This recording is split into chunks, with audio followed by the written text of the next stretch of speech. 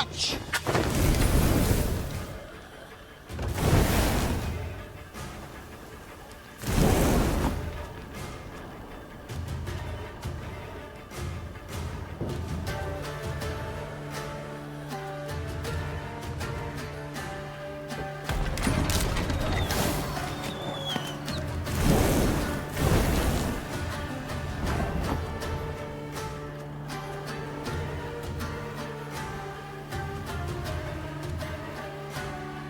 Bigger they are, easier they are to tug.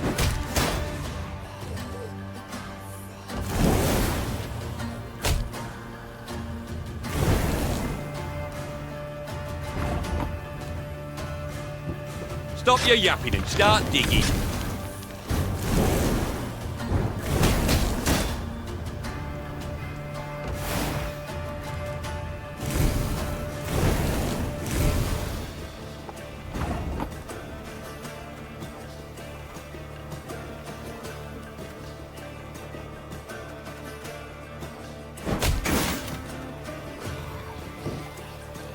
Gonna need 3 buckets of nails and a tub full of pegs.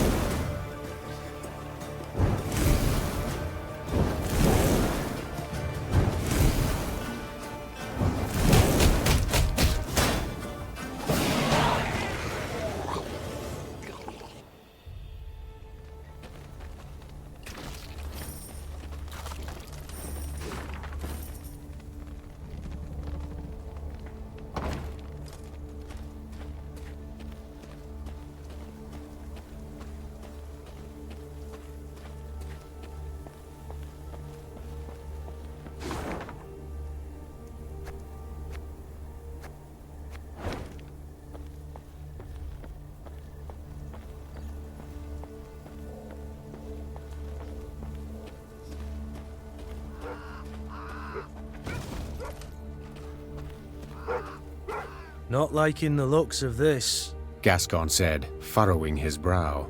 Meve followed his gaze. Before them, beside the road, stood a hut with a scorched thatch roof. Why? Huts abandoned, yet dried fruit and mushrooms hang from the eaves. Famine raging all around and no one's been tempted. I'd send a scout if I were you. The Queen did as Gascon suggested, and sent 3 infantrymen to reconnoiter. They entered the hut and found only silence, that was soon broken by a blood-curdling growl. The soldiers ran out at full speed, tripping over their own legs. Meve drew her sword, convinced a horde of neckers or ghouls would soon attack. But her fears proved unfounded.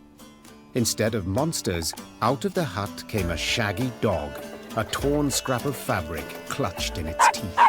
Milady!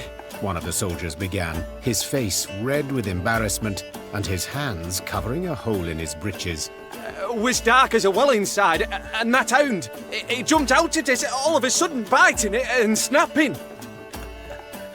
Bad boy, Gascon said with a smile, then pulled a hunk of dried sausage from his bag. Bought by this generous offering, the dog calmed down at once. Further examination showed the dog was the hut's only resident. Like many others in Edern, its owners had disappeared without a trace. Their loyal mutt still guarded the premises, waiting for his master's return. let's take him with us. Gascon said. Otherwise, he'll die here, of his own hunger or someone else's. A watchful sentry like this could prove useful in our camp, said the Queen. Fine, he can join. But he shall need a name. How about Reynard?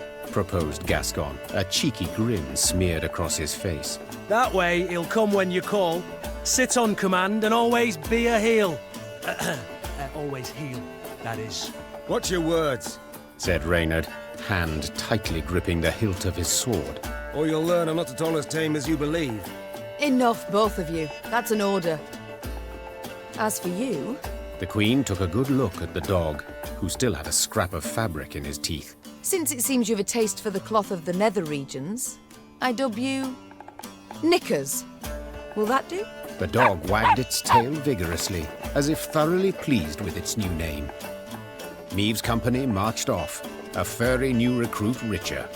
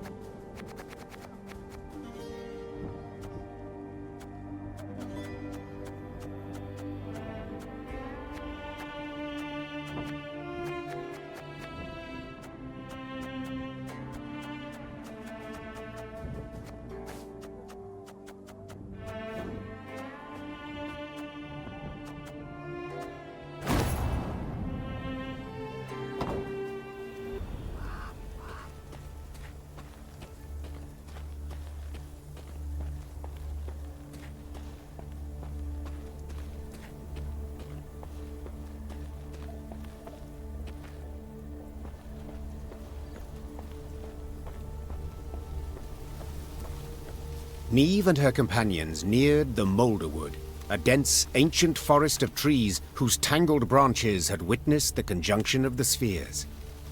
It was not until King Vidamont's day that a road was finally carved through the primeval thicket, significantly shortening the journey from Rossburg to Aldersburg.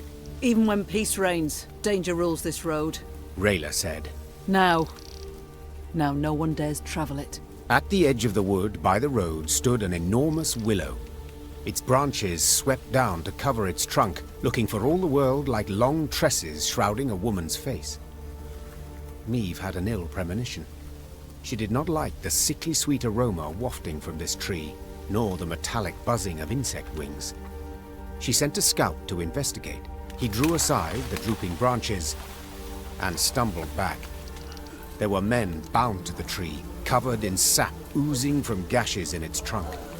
Its heavy scent had attracted swarms of insects, flies, wasps, bees and beetles. They seethed over the bound men, crawling in and out of their ears and nostrils. Eldain welcomes us to his wood. Rayla whispered. Niamh stepped towards the tree and saw the men stuck to it were all still alive. Those the elves had caught recently writhed and howled for rescue. Those hanging longer merely followed the queen with half-crazed, bloodshot eyes.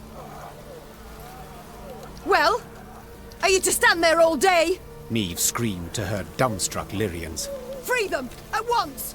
Her soldiers needed no more prompting and set about sawing at the ropes with their blades.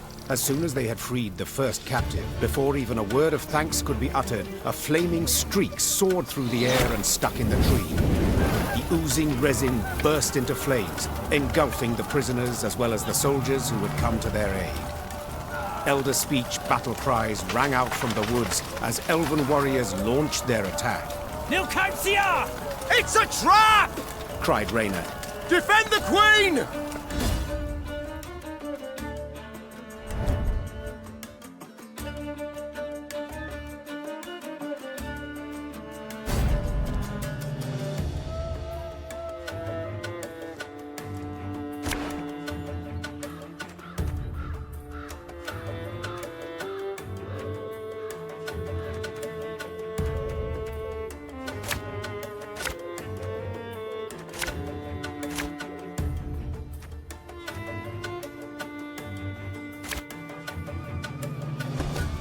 Keep your heads in the fight! They'll seek to blind us with shock and awe!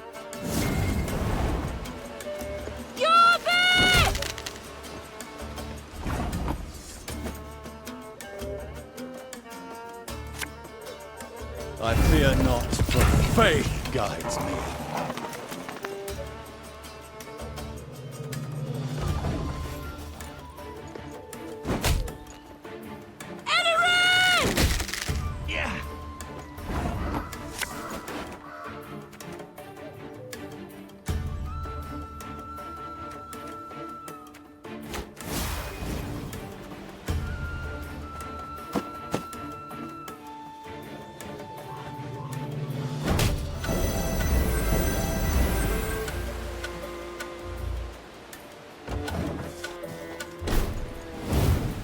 I shall not fail!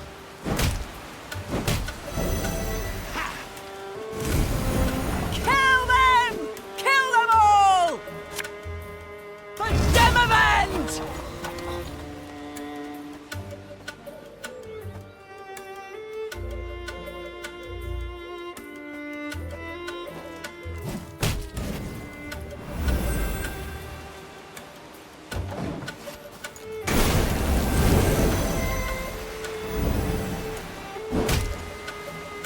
None shall tread on us!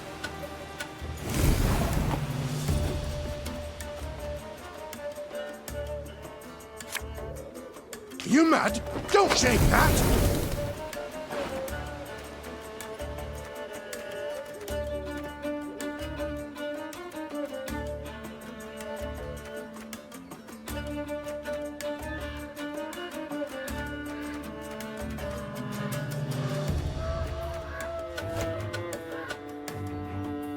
This could hurt.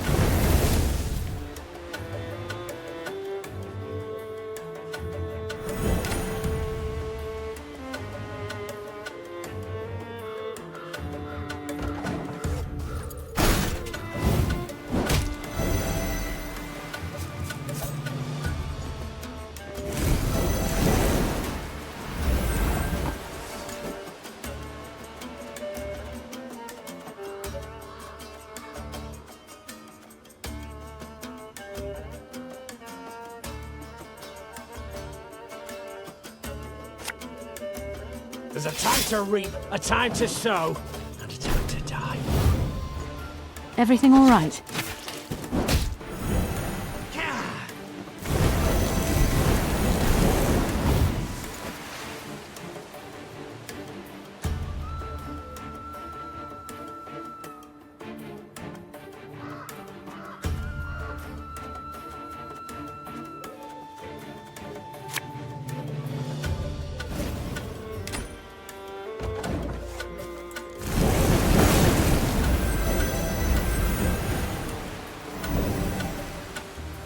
Have strength, my love.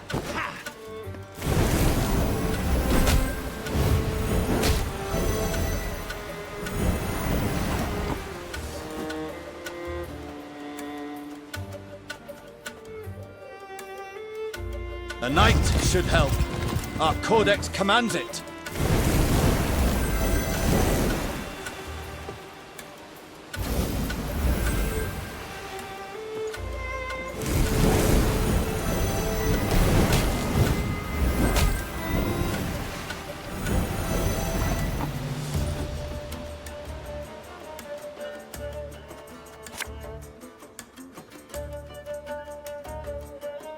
Her Majesty knows what she's doing.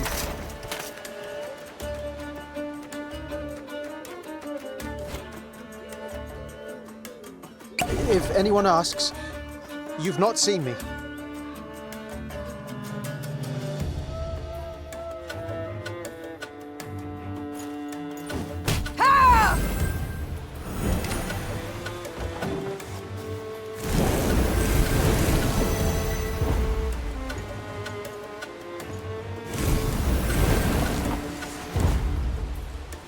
Don't let them regroup! Finish off the wounded!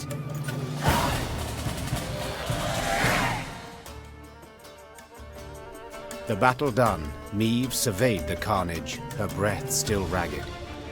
The thick stench of blood, sap, and ash she sucked in made her stomach churn and head swoon. The Scoia'tael. I'd heard of their cruelty, but The Queen said, sheathing her sword. never have I countenanced a thing like this. Black Rayla, who had just extracted her blade from between an elven gorilla's ribs, smiled darkly. Worst is yet to come, my lady. The Queen regrouped her forces and marched into the Moulderwood. The Lyrians sang none of their usual marching songs. Instead, they walked in silence, eyes darting constantly to their flanks.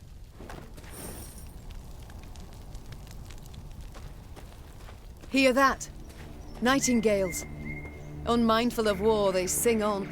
Those are no birds, my lady. Just Scoia'tael scouts use animal cries to communicate. Tell the men to hold to the road, my lady. Anyone wanders in the trees, they don't come out.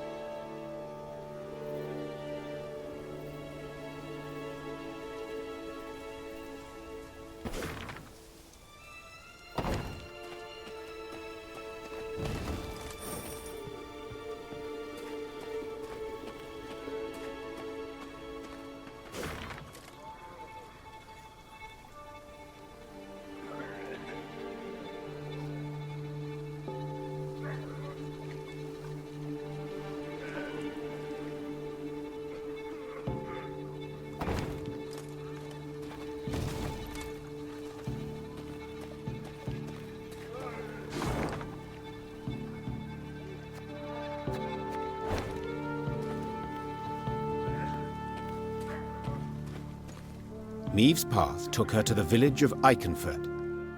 Unlike most settlements in the area, not a single human dwelled here.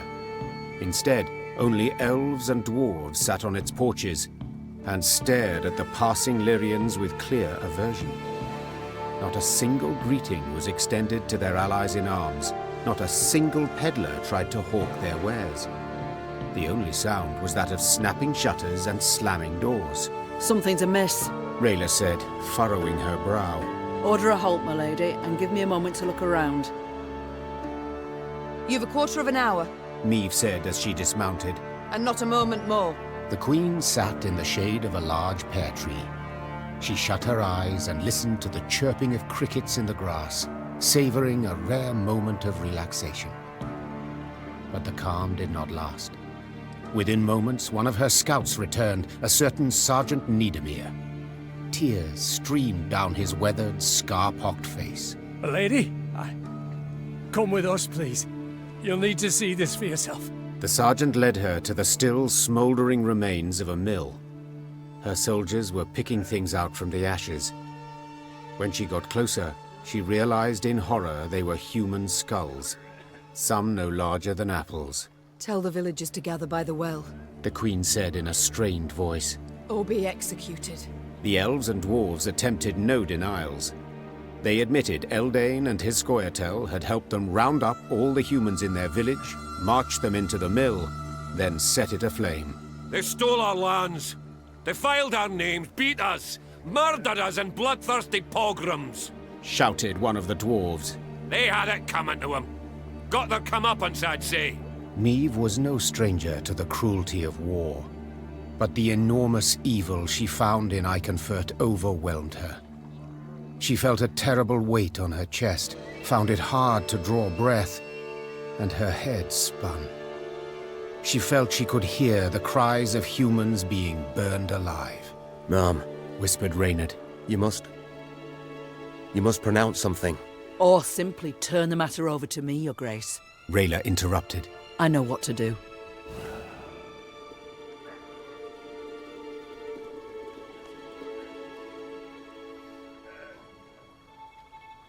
You know what you deserve. Meve said. But my soldiers are neither murderers nor executioners, and you are not my subjects. So I shall have you escorted to Rosberg. Let the authorities there mete out justice. With a noose, I hope. The Queen chose a dozen soldiers and tasked them with seeing the non-humans of Iconfurt tried by an Edirnian judge. In doing so, she weakened her forces, but saved herself and her Lyrians from having to carry out a bloody sentence by their own hand.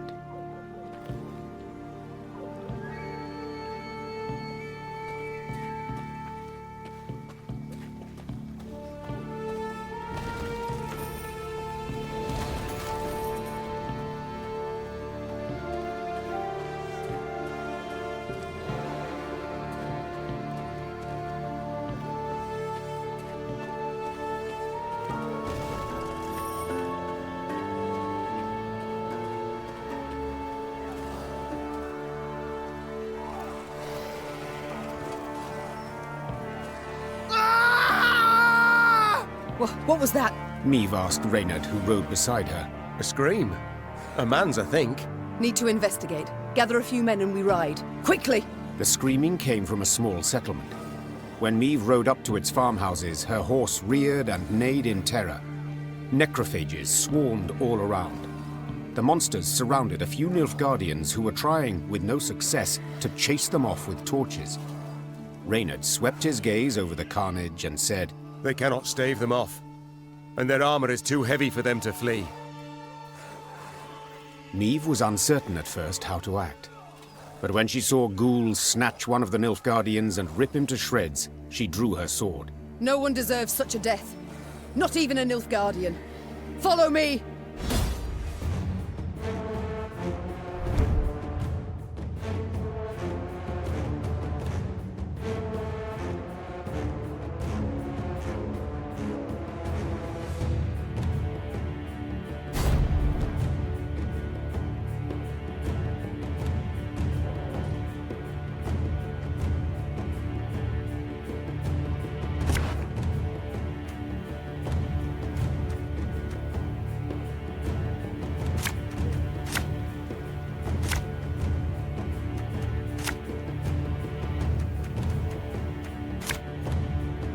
Lower your weapons!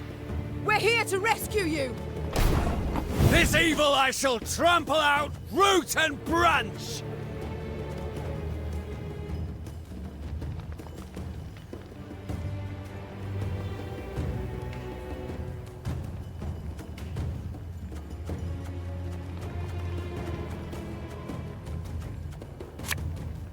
Watch your heads!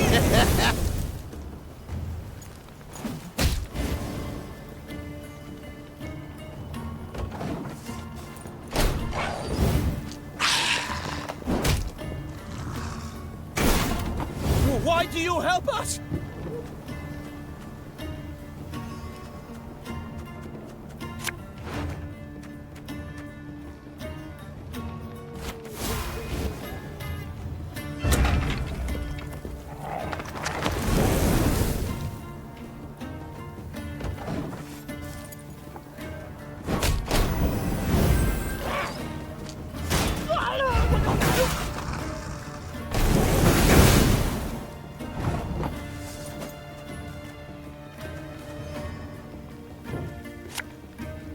Enough chit-chat. Draw your weapon.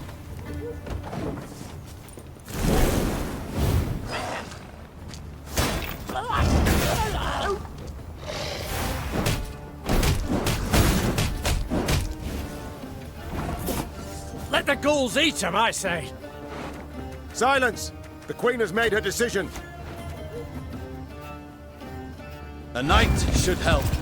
Our codex commands it.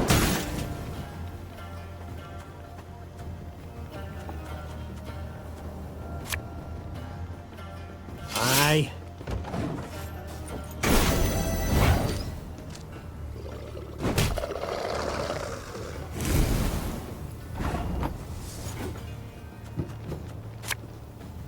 An army's a waste of time for one like me.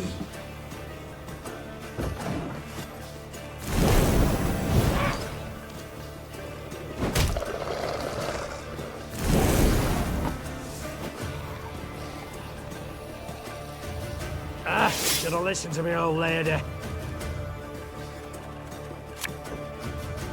We must trust each other. Catch!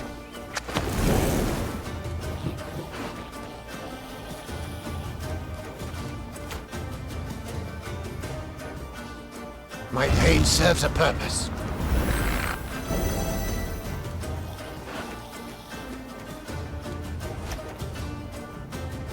And just when you thought things were about to get dull.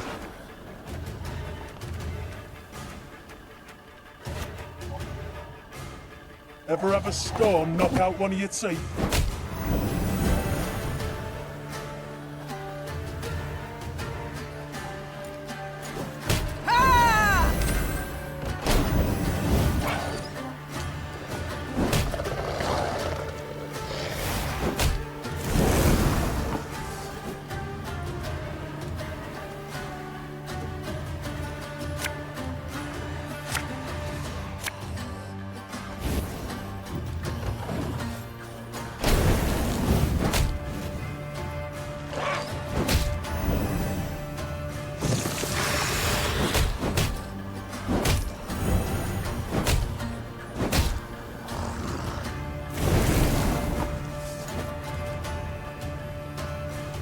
I saw them. No other way.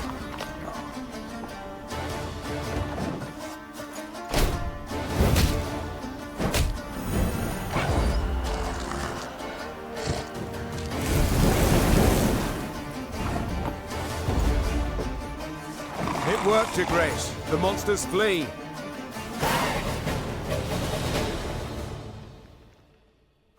The Lyrians and the Nilfgaardians fought the monsters side by side, a united force. But when the last necrophage fell, the soldiers immediately returned to their respective divisions. Meave's soldiers looked at the invaders askance, uncertain what would happen next. Suddenly, one of the Nilfgaardians broke ranks and fell to his knees. Your Grace, I know you have no reason to trust us, but we are not enemies. We hail from Geisog, a land Nilfgaard conquered and made its province. We did not ask to fight in this war by force. We were conscripted. The soldier hefted his sword by the blade and handed it, hilt first, to the Queen. We yearned for a way to desert, and we have found it. Your Grace, allow us to join your army. We long for the Empire's defeat every bit as much as you do. Meve helped the kneeling soldier to his feet. The enemy of Nilfgaard is my friend, no matter who he is or whence he hail. The Lyrians were clearly displeased with their queen's decision. The black-clad deserters from Geso would need to earn their trust.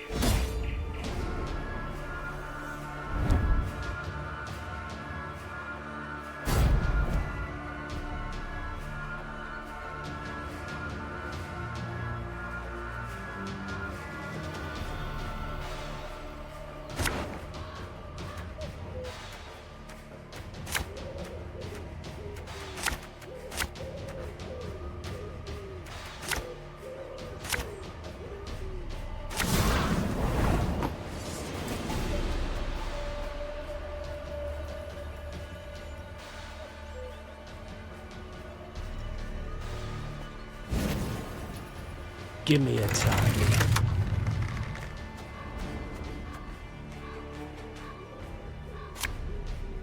A knight should help. Our codex commands it.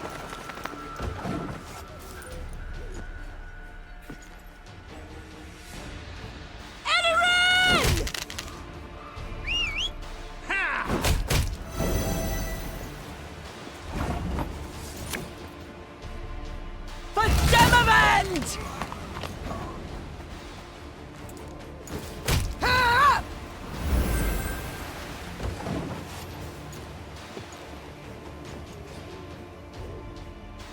Nay, Duanve camest.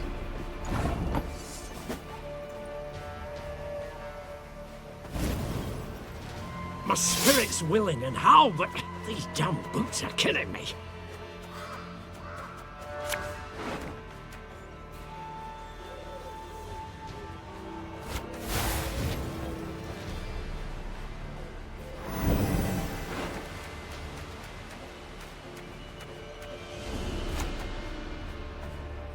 Catch!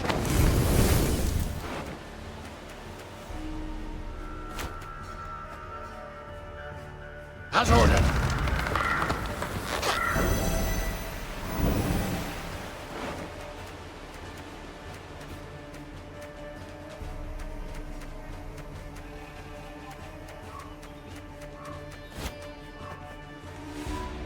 There's a time to reap, a time to sow, and a time to die.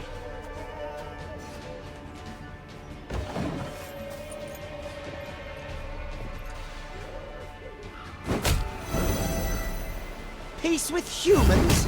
I buy that! Army's a waste of time for one like me.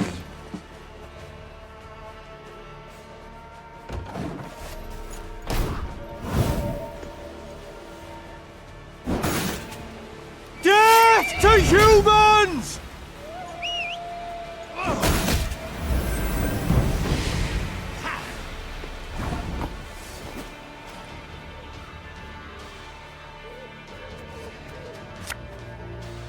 Hey?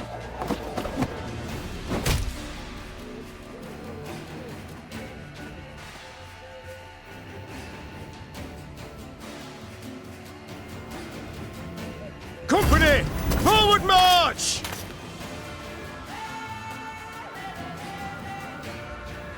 Aye.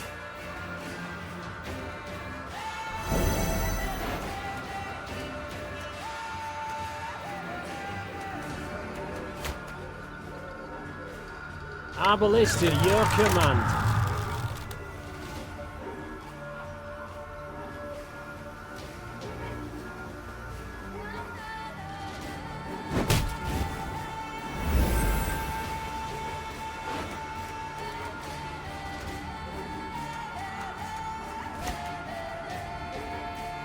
Coin never stinks, no matter how rank the pouch.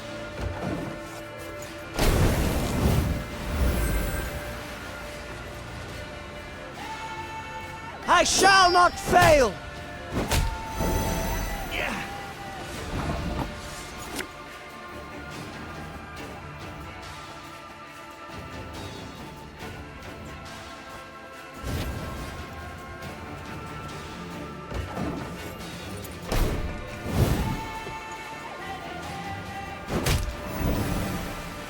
None shall tread on us!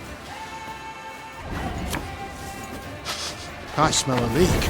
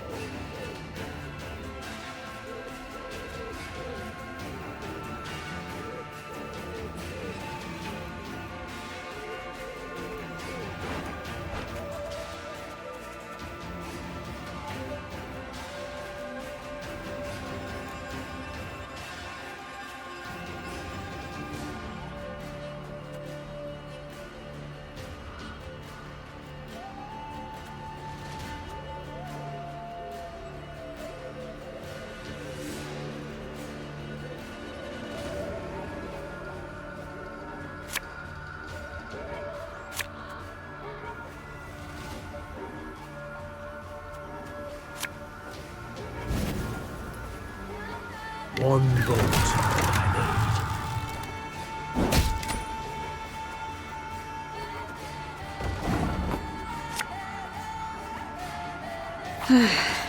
Doubt I'll ever pay off these school loans.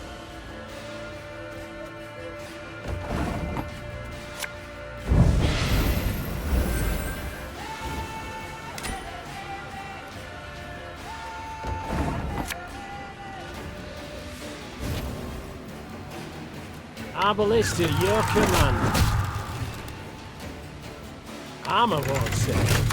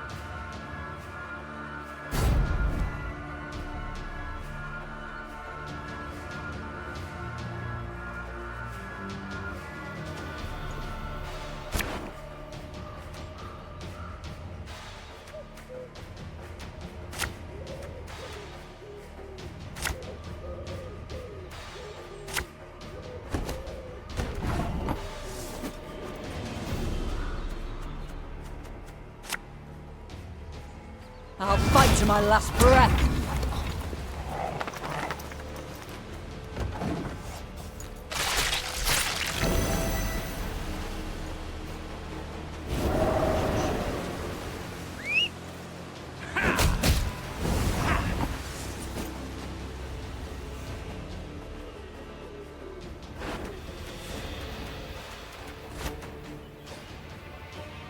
I fear not, for faith guides me. Again and again and again.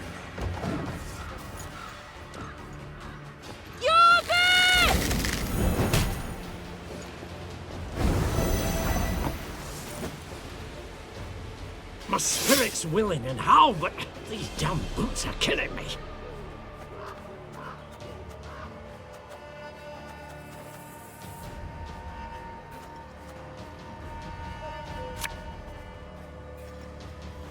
If anyone asks, you've not seen me.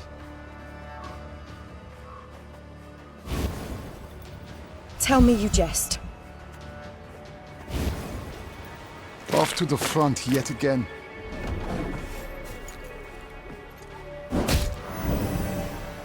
Special prize, just for you, love.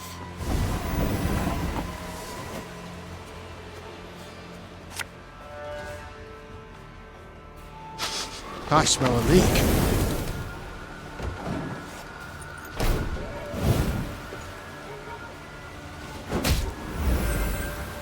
May your sword and arm be one.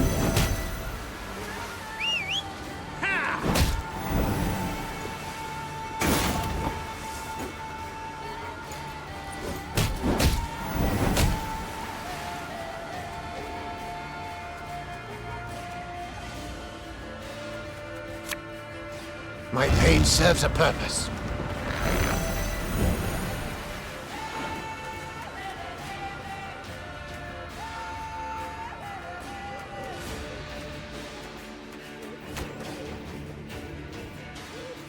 There's a time to reap, a time to sow, and a time to die.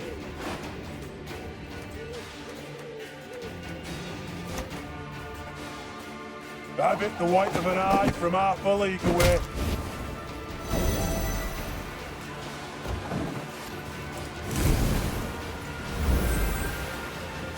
None shall tread on us!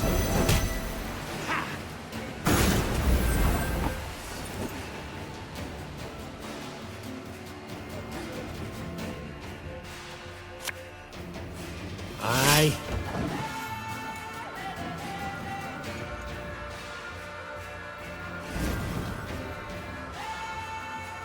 Now we will see who is weak. I shall not fail!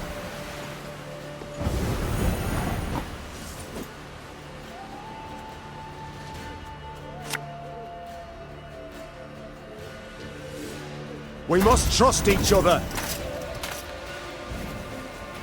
Shh! Cork it.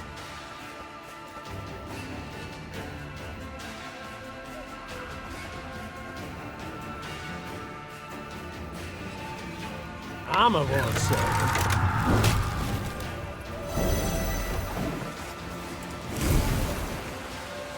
You're there!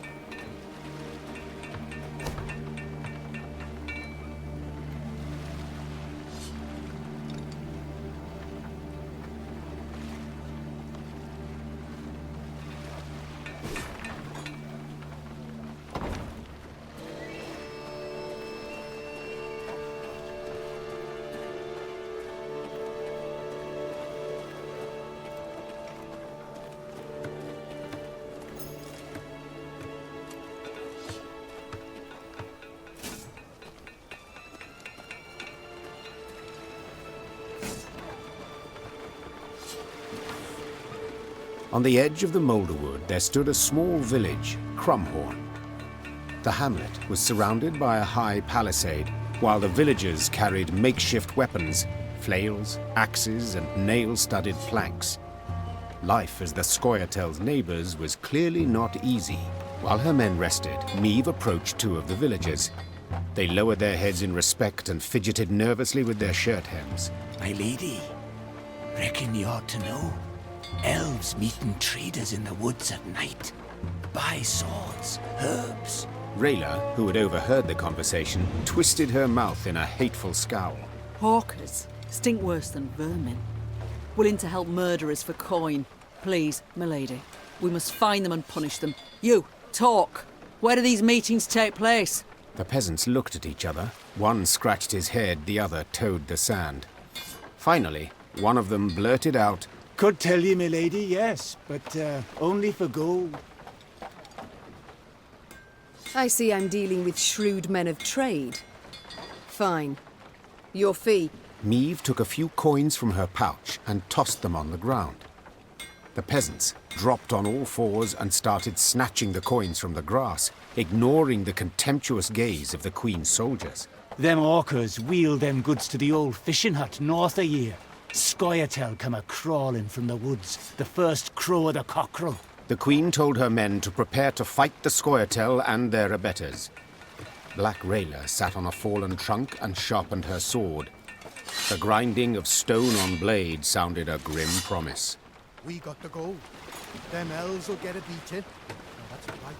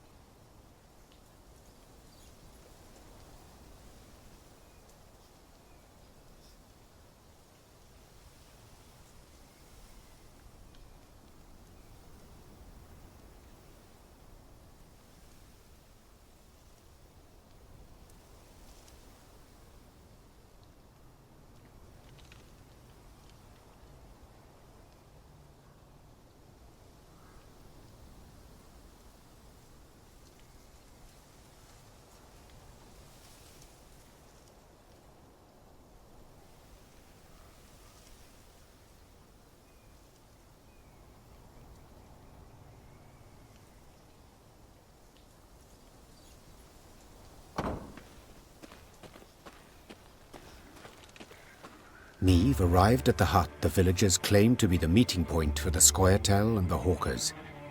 Torchlight flickered amidst the trees, and she heard the sound of hushed voices. Your Grace, whispered Rayla. They're in our grasp. We must act quickly before the elves retreat into the woods. Worry not, Rayla. The Queen said, patting her on the back. I shan't let a chance like this slip. Attack! The Lyrians rushed out of the woods at the unsuspecting elves and merchants. Moments later, the sound of combat filled the dark wood.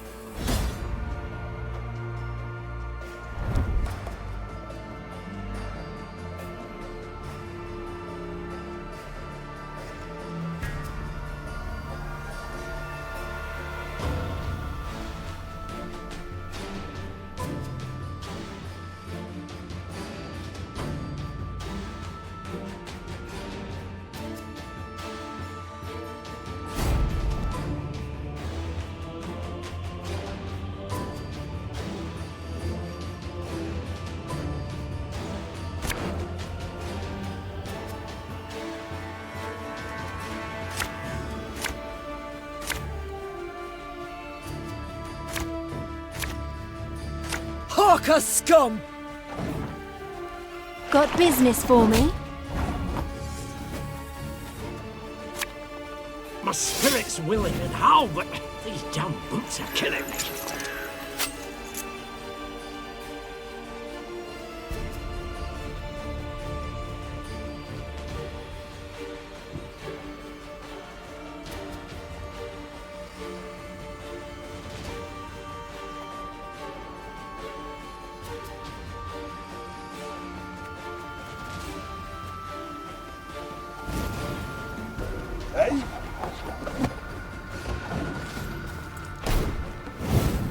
Special price. Just for you, love.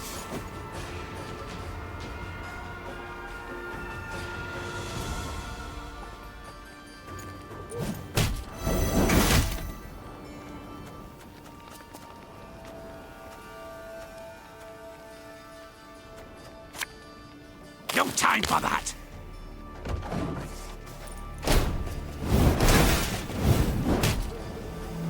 Nay, the one they camest. This could hurt!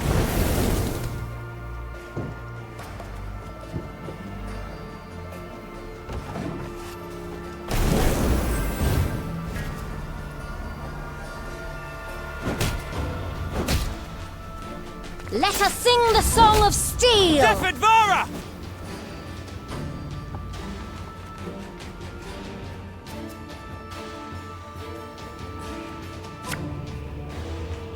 There's a time to reap, a time to sow, and a time to die.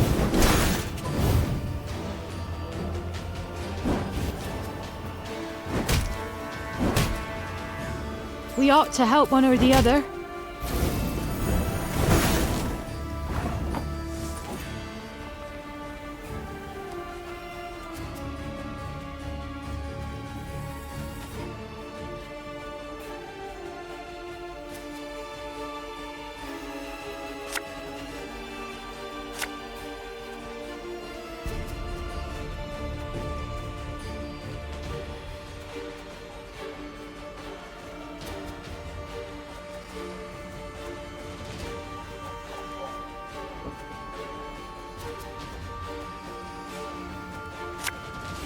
Tell me you jest. Watch your heads!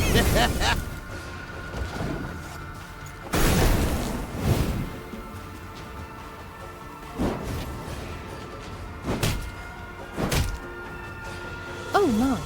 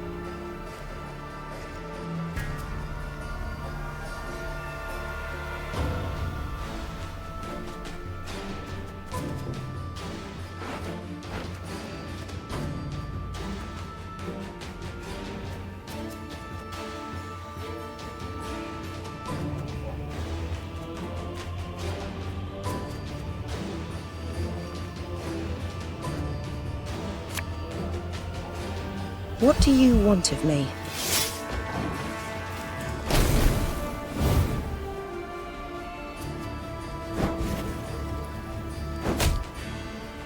Everything all right?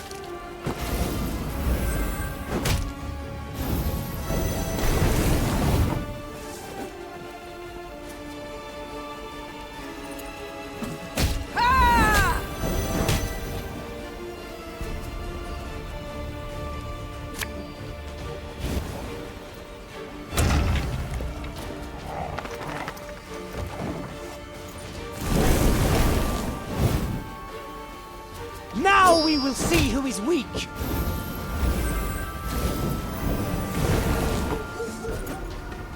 Have strength, my love.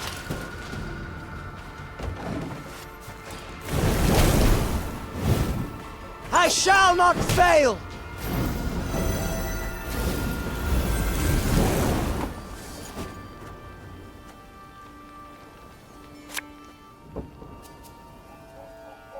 If anyone asks, you've not seen me.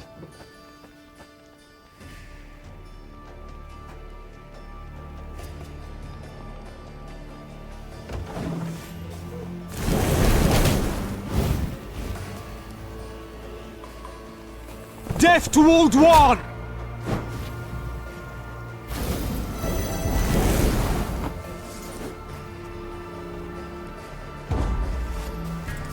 There's but one penalty for trading with elves.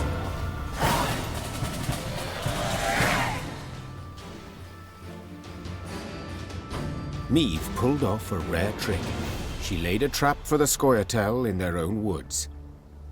The surrounded elves fought to the bitter end, choosing death over human captivity. Meve cracked open the hawkers' chests and stared at a mass of tangled oakum. Perplexed, she dug deeper and found the real goods hidden underneath.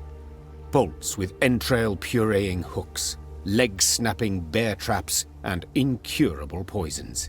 Instruments of cruelty, said Reynard, looking over the chest's contents. Designed to deliver maximum pain and a prolonged death.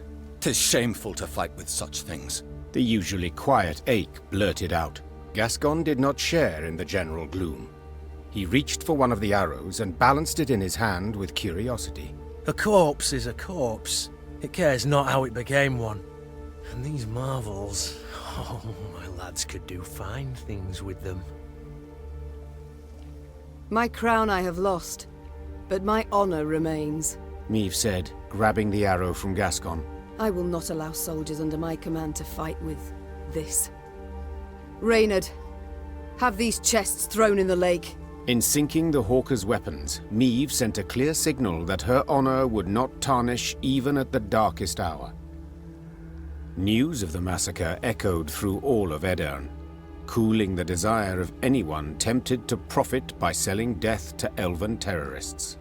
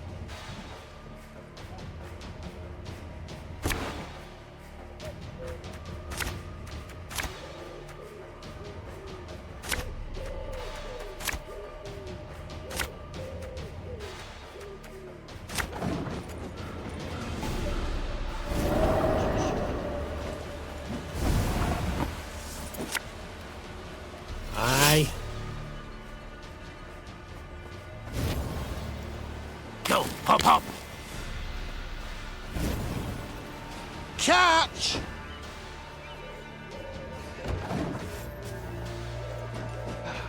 Nay, Dwan they camest.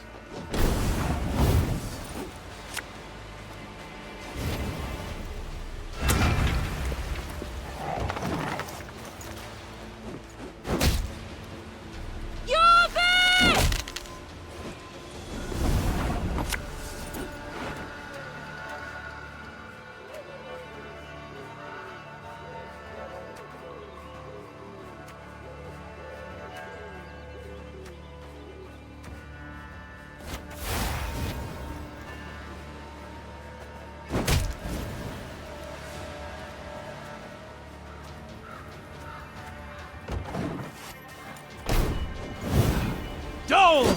Blathana!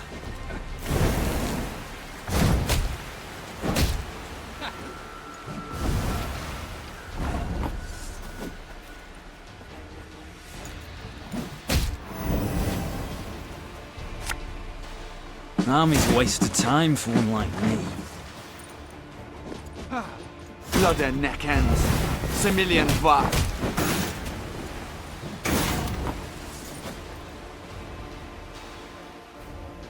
Should have listened to me, old lady. I smell a leak.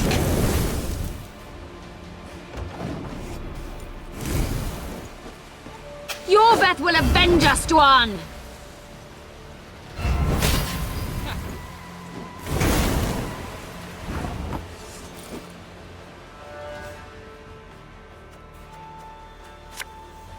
This harvest will be reaping black-clad heads.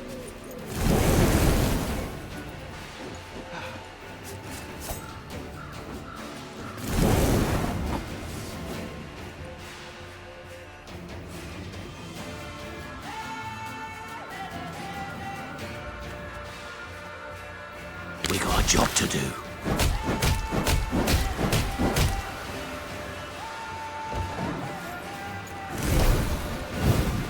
Everything all right?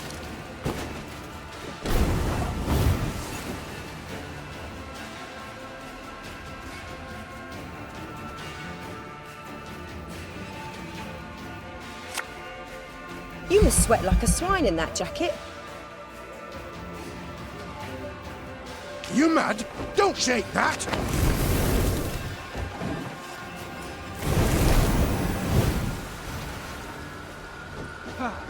You'll regret your mum ever squirted you out.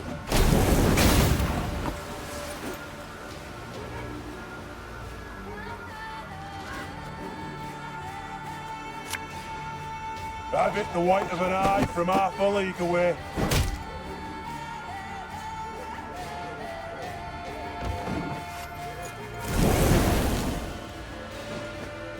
This is elven land, Dwan, upon which your kind dies.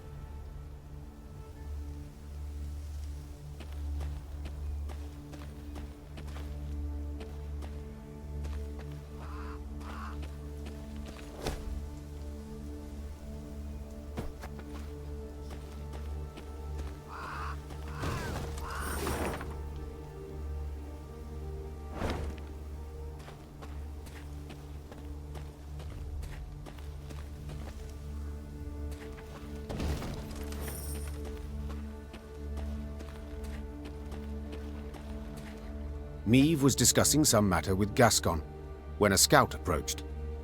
His blood-streaked uniform revealed the matter to be urgent, so the Queen cut short her conversation and requested a report. We were scouting, milady, and we found a cave entrance. Small scattering of elves guarding it, but we took them right out. Gascon scratched his chin. I'd wager 10 Novigrad crowns there are more Scoia'taels squirreled away inside. We strike before they know we've snuffed out their guards, we might well catch them by surprise. But we must act quickly. Then let us act. Gather some men and prepare them for an attack. But keep quiet. The Lyrians crept into the cave. They moved carefully, noiselessly even, avoiding notice for quite a while. Nevertheless, elven warriors soon came pouring out of a side cavern.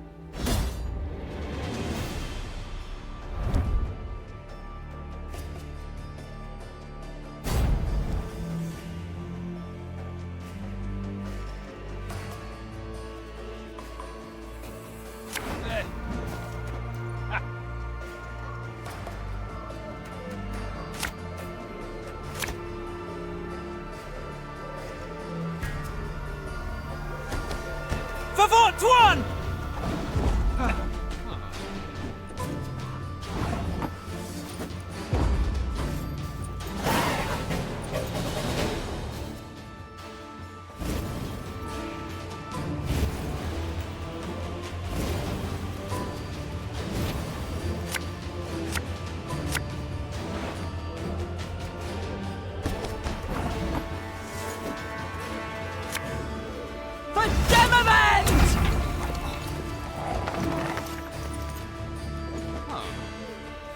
Oh, my little egg.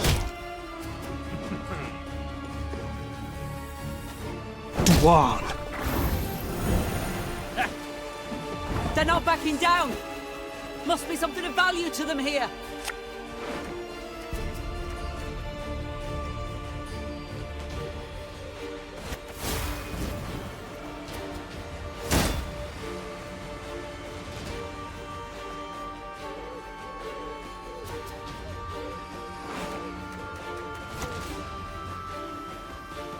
The unworthy shall be punished.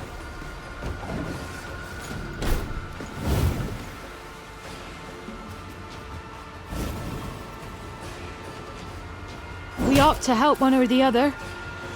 Oh my.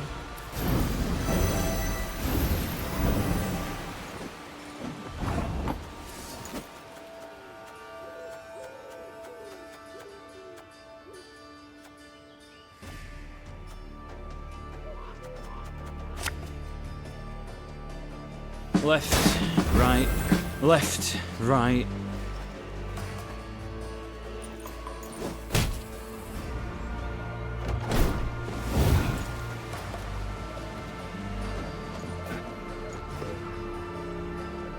I shall not fail!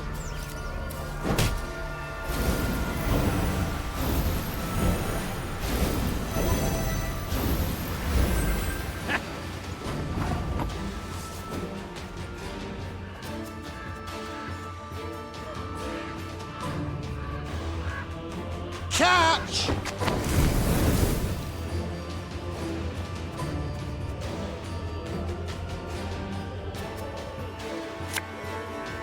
My pain serves a purpose.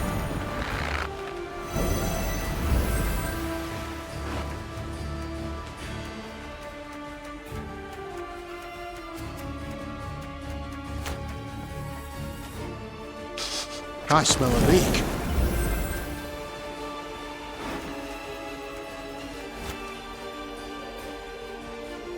Quick and painful this'll be.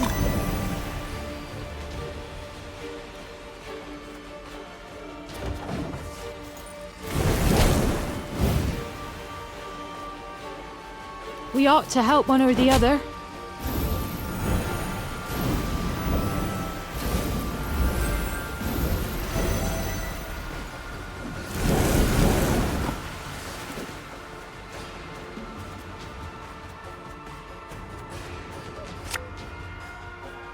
Her Majesty knows what she's doing.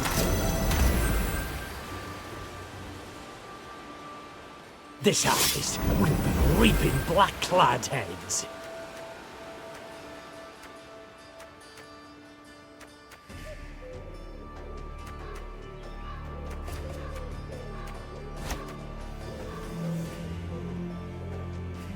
There's been a mistake. I'm no mage.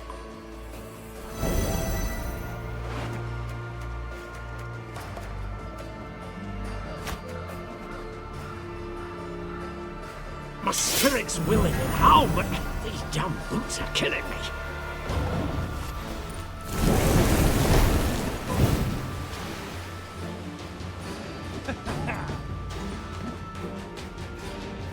Everything all right?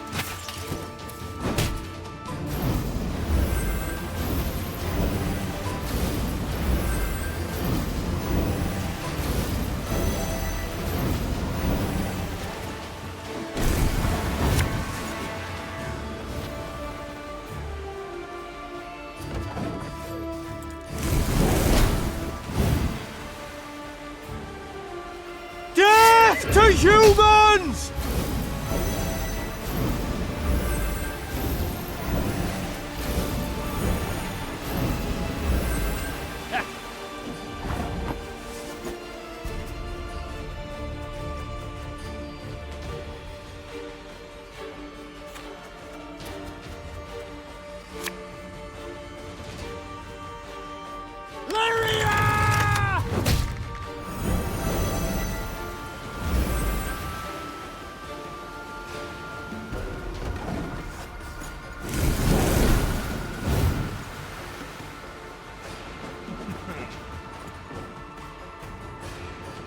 Oh, Melissa, they.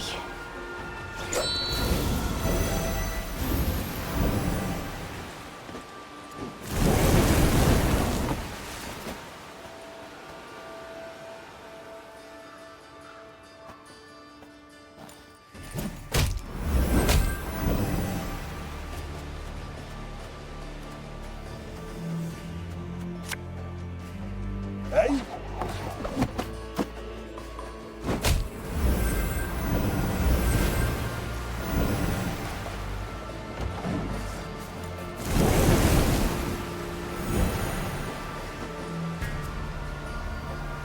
None shall tread on us!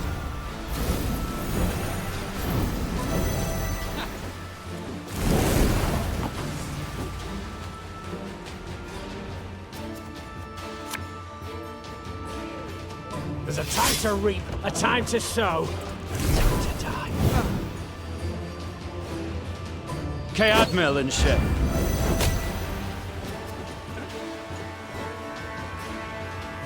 We ought to help one or the other.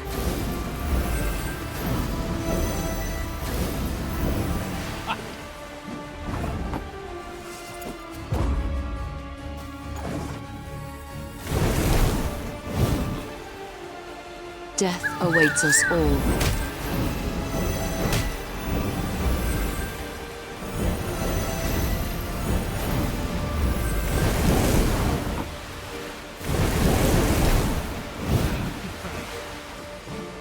Oh no.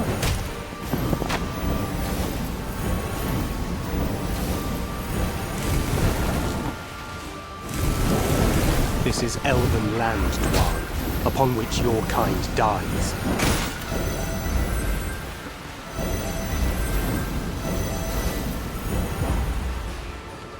They resisted to the very end.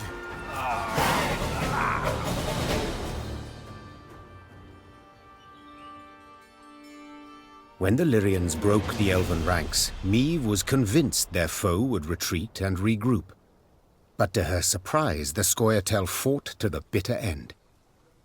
She concluded there must have been something truly valuable hidden in that cave. As Meve entered the next chamber, her nose caught the stink of blood, pus, and urine. Then she understood.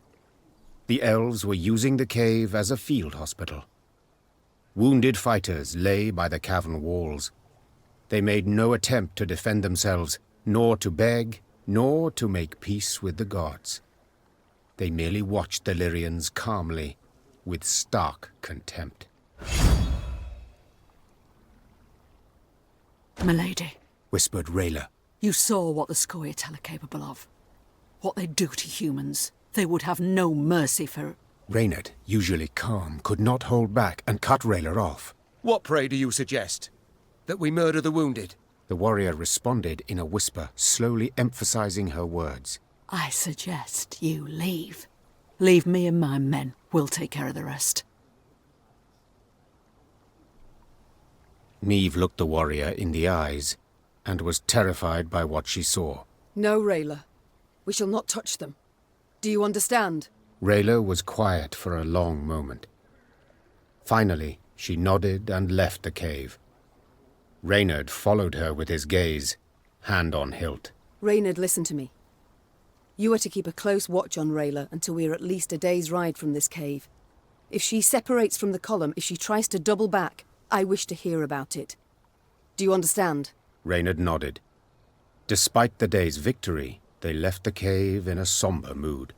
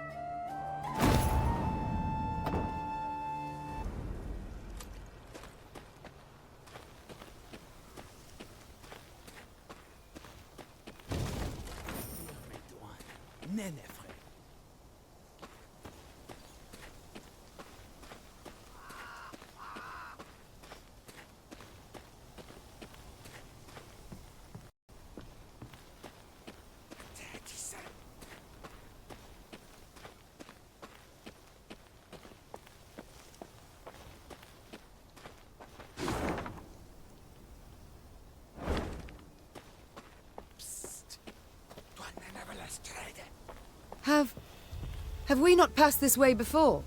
Scouts say no, Your Grace. They mark the trees. Elves could have erased the marks, or left new ones where we've yet to tread. Best to follow the sun. Only way not to lose your bearings.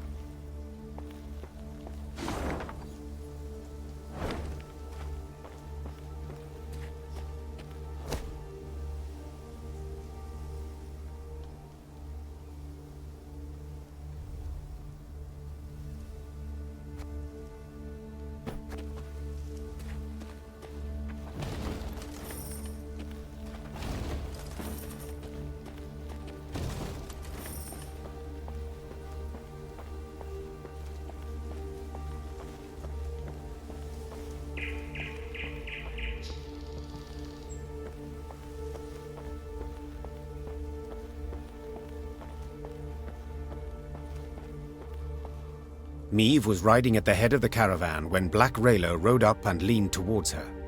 She spoke in a whisper, a hand shielding her mouth. Your Grace, I've something important to tell you. Yet you can't show anything to miss. Look straight ahead. Make no sudden moves. Meve nodded slightly and waited for her to continue. Scoia'tael scouts in the woods, watching us. Eldain's near here somewhere, preparing his attack. So what do you propose? Asked the Queen, her gaze fixed on the road ahead. Let him catch us out in the open. We're sitting ducks. But there are ruins nearby, an elven cemetery. We can find cover behind its walls. Meve was accustomed to discussing important decisions with all her advisors, but she knew there was no time for consultation now. She had to trust Black Rayla's advice, and so without further delay issued the appropriate orders. Meve's retinue reached the cemetery before dusk. Her soldiers knocked down the marble statuary and piled them into barricades, while scouts took up positions outside the walls to watch for the foe's approach. When the sun set, the woods exhaled the heat of the day, and a thick fog soon arose. Out of the mist stepped Reynard's scouts, bound and pushed forward by elves.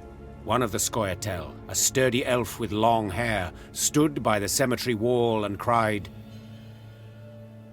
I am Eldain. I would speak to Meve. I am she. Speak. Cadmil and Kedva Genvid Renna. This place is of great import to us, the Enshe. I would tell you of its monuments, of the weeping Ensevern, carved by 3 generations of sculptors. or of the alabaster relief of King Kellad. So beautiful, even the birds would gather to admire it. But I see your men have found our memorials, and, in the way of Dwan, destroyed them without a second thought. I cannot say this comes as a surprise. You've already shown the gods molded you from the basest of matter. Get to the point, Eldane. So I shall. As you certainly know, the necropolis is surrounded. Soon, there shall be a battle. But it is unseemly to fight in a cemetery. So I ask you to come out into the open. And surrender our tactical advantage. I suspected a matter so impractical as respecting the dead would mean nothing to you, Dwan. So I submit one more argument. The lives of the soldiers you sent to spy. If you leave the cemetery, I shall set them free. They will fight at your side. If not, I shall kill them, here and now. Milady, don't listen to him. He can't be trusted. Rayla, those are good men. Fabian, Gerrit, Matthias, they've served me for a decade. They'd crawl through 7 hells for their queen. They do not deserve such a death. I accept your conditions. Your Grace, I beg you. Soldiers! We march into the field!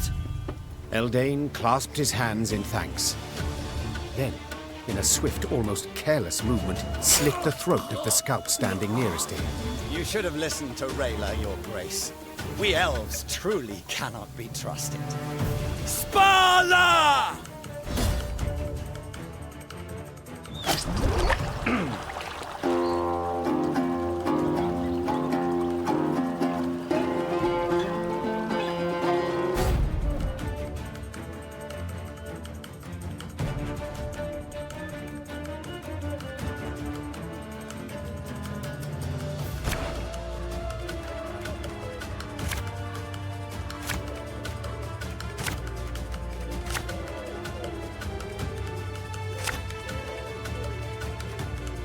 I warned you. Now we've lost the advantage.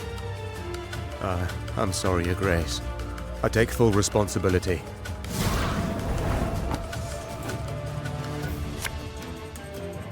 The unworthy shall be punished.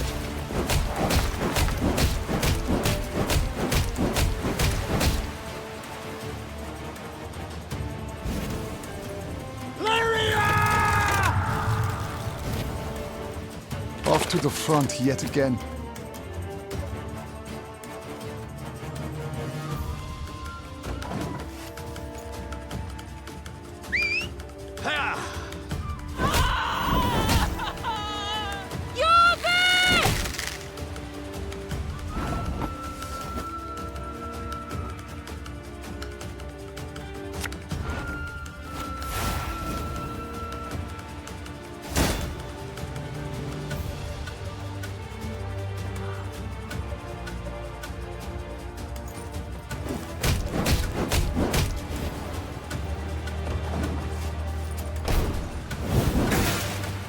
Show me the coin or sod off.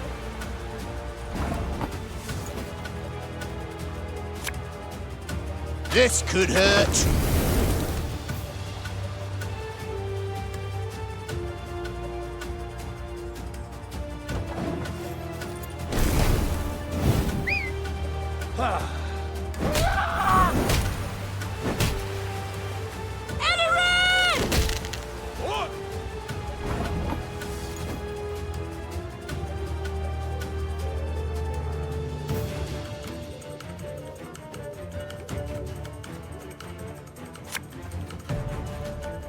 Quick and painful this'll be.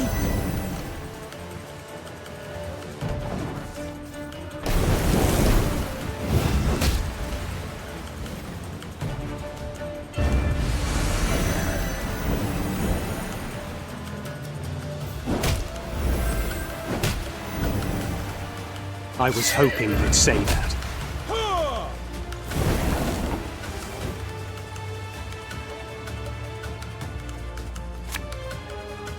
Ever have a storm knock out one of your teeth?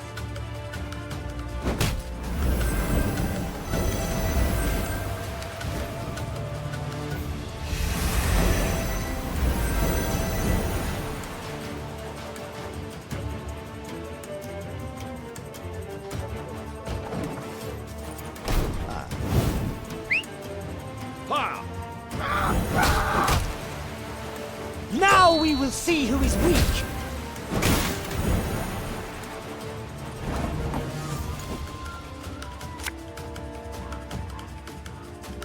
Dive it the white of an eye from half a league away.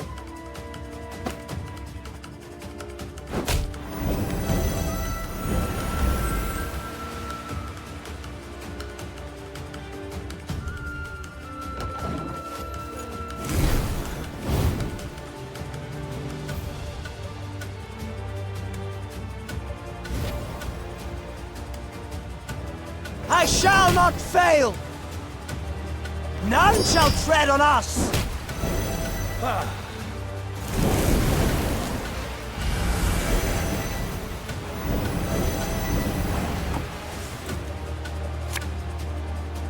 Army's a waste of time for one like me.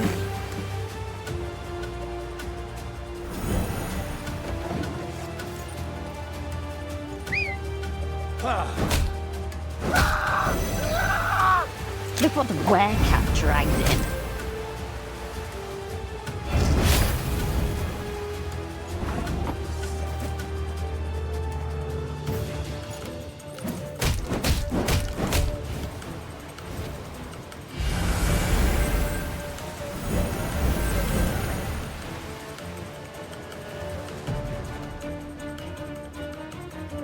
Should have listened to me, old lady.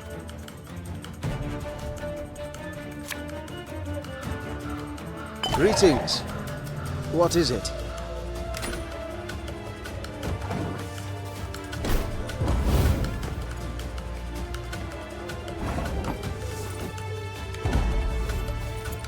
Bladder! Beaner!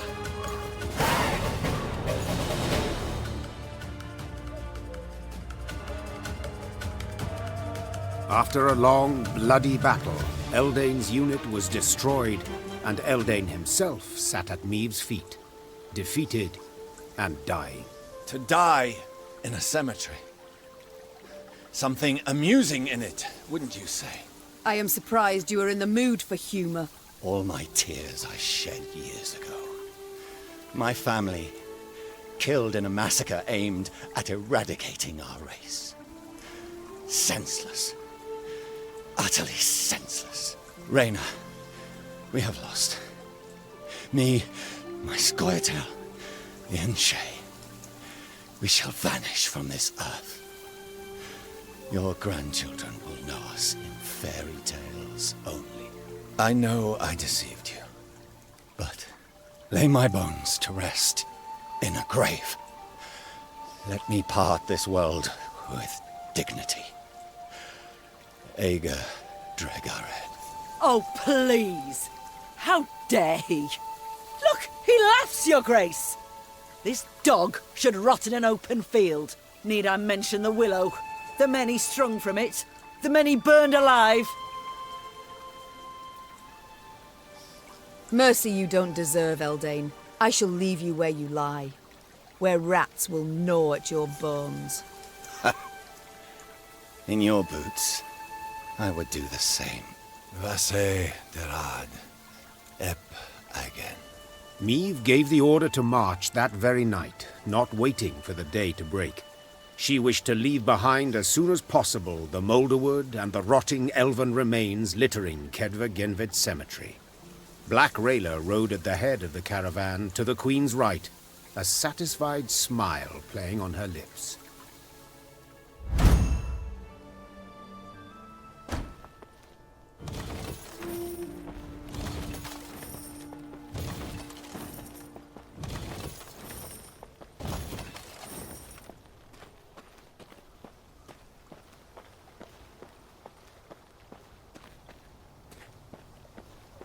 Oh, at last. I'd begun to think this wood had no end. And I thought bandits knew their way round a wood. We do. Around those not brimming with elves armed to teeth.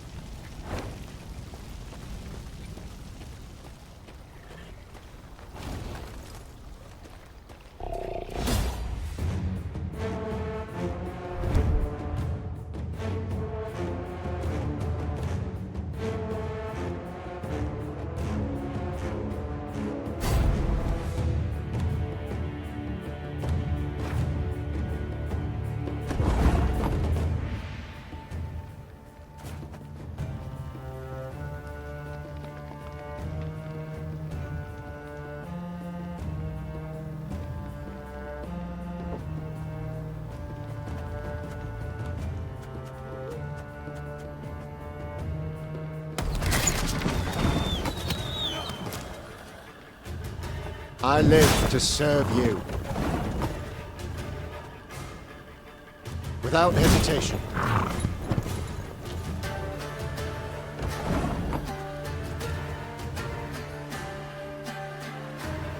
Got any victuals? Hungry like a wolf, I am.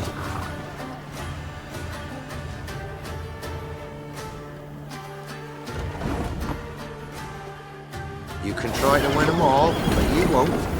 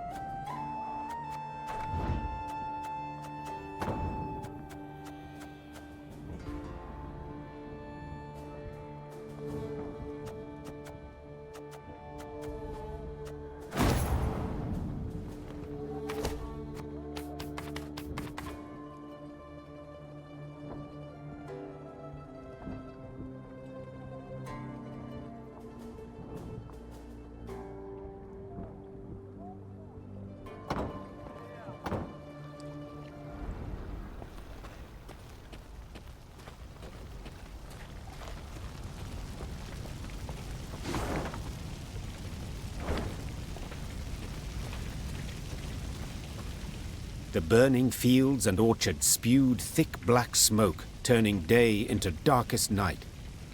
Riding in the middle of her caravan, Meve could see neither its head nor its rear. Reynard ordered the men to keep formation and march in silence. Eyes open, fore and aft. The foe might well use these conditions to spring a trap. When a scout's shrill horn cut through the silence, Meve immediately galloped to the front of the column.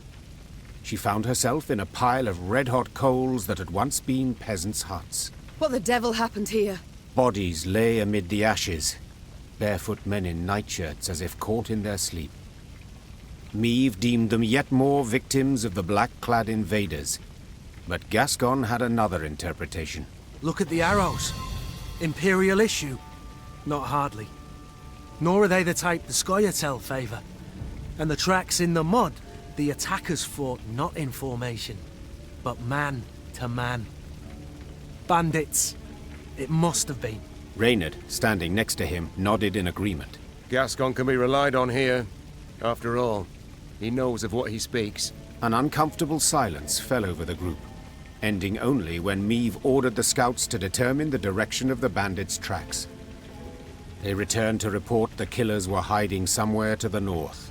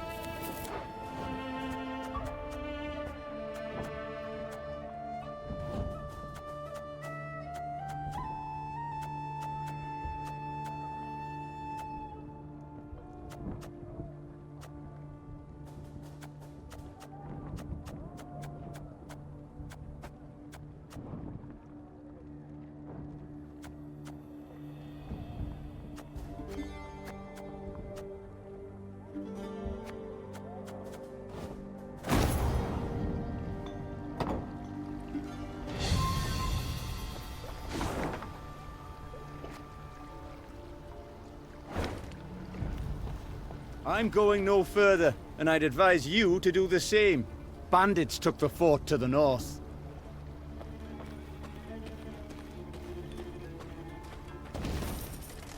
Another dead end. How the demons do I get out of here? How do I quit this place for good? Cursed land. Nothing but corpses and ash. Corpses and ash far as the eye can see.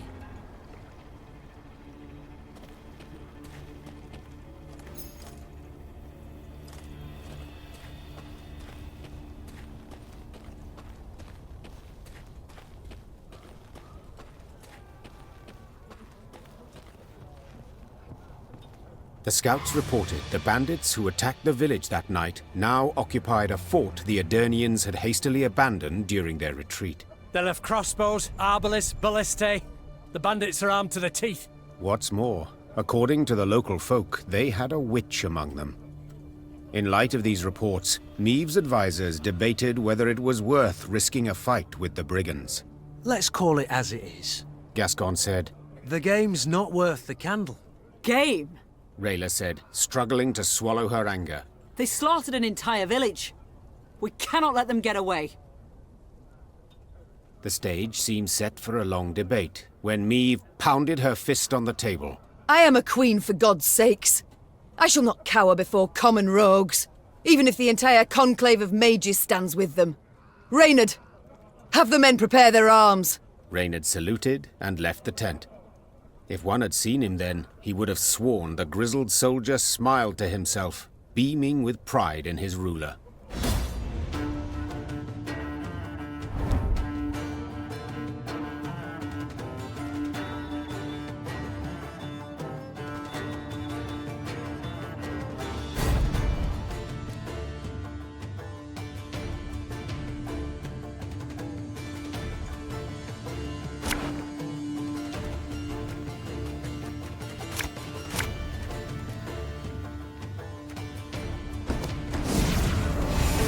Your Grace, I saw flashes of light inside the fort.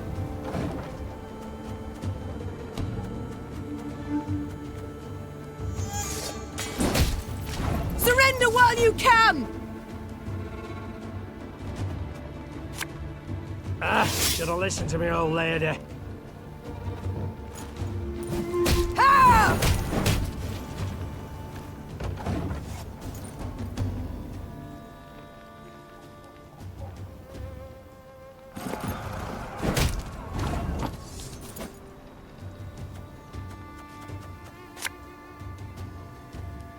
This harvest, we'll be reaping black-clad heads.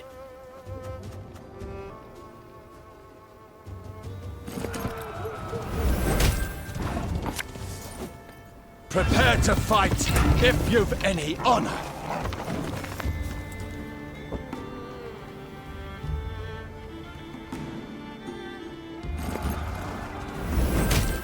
We must find a gap in the fortifications.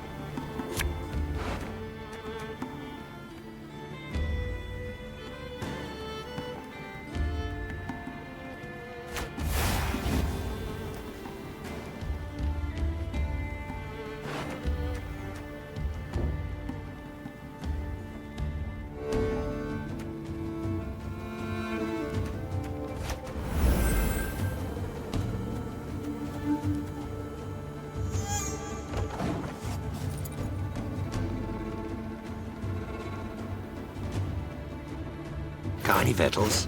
Hungry like a wolf, I am. Osome, no other way.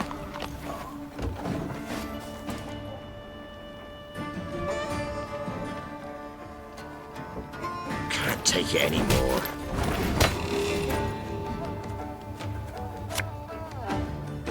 You mad? Don't shake that!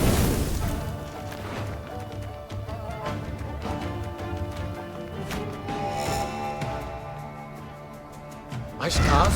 No, they don't hurt.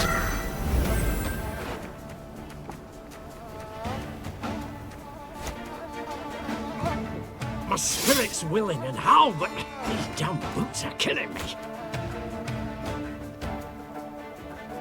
This could hurt.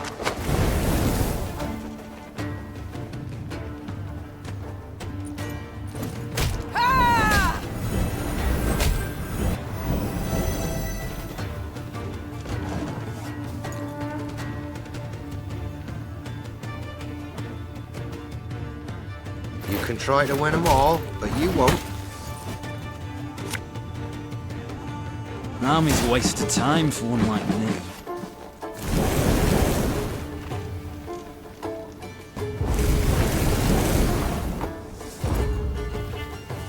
The fort is ours, Your Grace.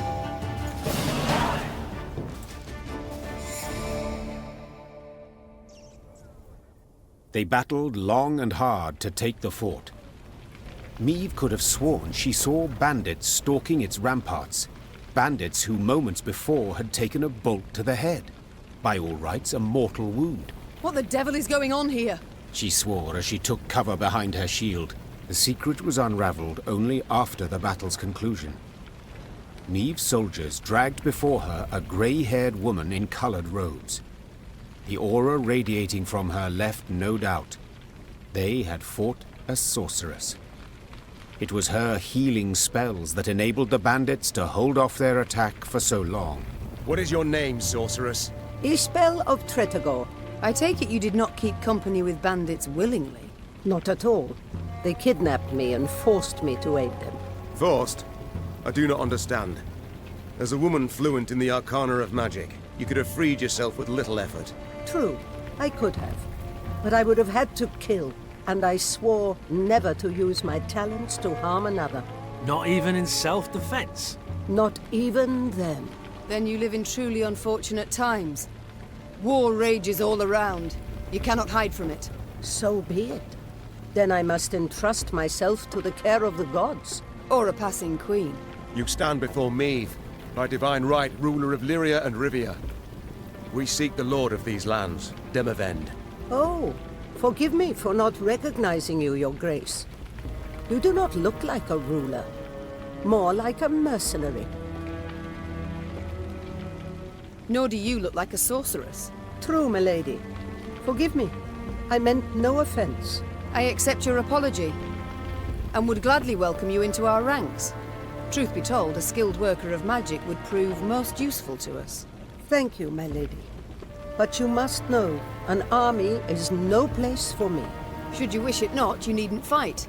We have many civilians among our ranks who do their part in the slaughter. Indirect guilt is enough. My soldiers do not slaughter, they fight. Lofty words, but the result is the same. Piles of corpses. Well, a bandit I am not. I shall not force you. Reynard, prepare the men to march on. Of course, but if I may, perhaps Xavier might have a look at the war machines we captured. He may find some parts of use. Neve followed Reynard's suggestion. Xavier went to work. Yes, Your Grace. Gods. What happened to him? He was in Rosberg when the stronghold fell. Nearly burned alive. How are you healing him? The medics recommended regular poultices of dog's tallow, but whether they've any effect... Of course they've no effect. For such wounds. How he must suffer. In the day he reveals nothing. But at night one awakes to hear him sob with pain. You see? I need healers. I shall go with you. But never shall I use magic to take a life. Do I make myself clear? Yes, you have put it quite plain, and rather bluntly. Forgive me, Your Grace. It has been long since I played the host. I forget the custom. Your spells mean more to me than your manners. Welcome to our ranks, Isbel. Isbel sat in one of their wagons and shut her tired eyes. Her long grey hair seemed to flutter ever so slightly, though there was neither wind nor breeze.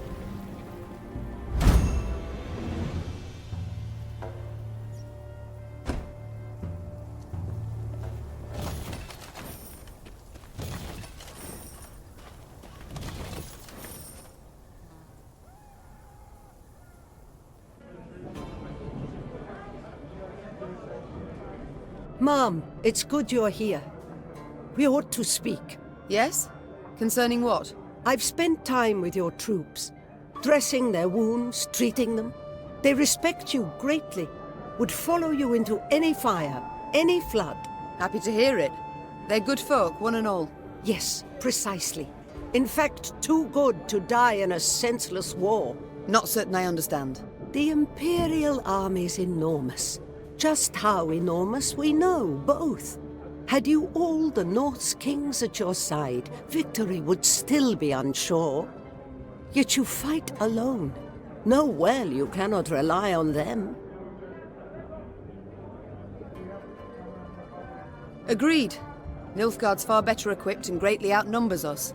Yet, though try, they cannot be everywhere at once. They've stretched their forces thin, too thin. An error I aim to exploit. You may be right. I hope you are. The lives of those you lead depend on it. You're proud, persistent, and sure of yourself. Just as I was at your age. It may work in your favor. Only time can tell. Meanwhile, how might I help? You're no village witch, no healer. That much is clear. But nor do you look like our northern sorceresses. I use no glamour, true. I've come to feel a body must age, and honestly so, as nature intended, as is the order of things. You sound much like a druid drivelling on about balance, harmony, the good that is rot. Rather poor, their reputation, druids. Yet they're in the right in this regard, I believe. Defy nature's laws, and nothing good can come of it. Is that also why you wear no shoes? Ah, no. I simply like to feel the grass between my toes, the sand or the mud. You must try it sometime. I shall think on it. Thank you, Isbel. Duty calls. I must go. Of course. Should you need me, I'll be here.